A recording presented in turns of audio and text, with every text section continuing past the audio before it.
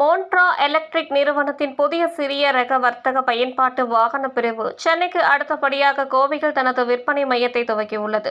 கோவை உப்பிலிபாளையம் காமராஜர் சாலையில் துவங்கியது. இதற்கான துவக்க விழாவில் மோன்ட்ரா எலக்ட்ரிக் நிறுவனத்தின் தலைமை செயல் அலுவலர் சாஜ் நாயர் மற்றும் டிவிஎஸ் வெவிக்கல் மொபிலிட்டி சொல்யூஷன்ஸ் நிறுவனத்தின் தலைமை செயல் அலுவலர் மது ரகுநாத் ஆகியோர் புதிய ஷோரூமை திறந்து வைத்தனர்.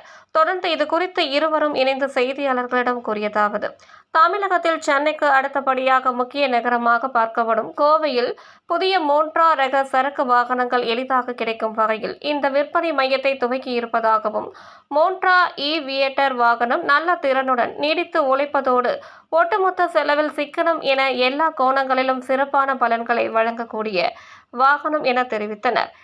வியேட்டர் வாகனம் 245 கிலோமீட்டர் அளவுக்கு பயணிக்கக்கூடியது எனவும், இதில் உள்ள 80 கிலோவாட் மோட்டார் 300 Nm டார்க் திறன் இருப்பதாகவும், இந்த வாகனத்திற்கு 7 ஆண்டுகள் அல்லது 2.5 லட்சம் கிலோமீட்டர் உத்தரவாதம் வழங்குவதாக தெரிவித்தனர்.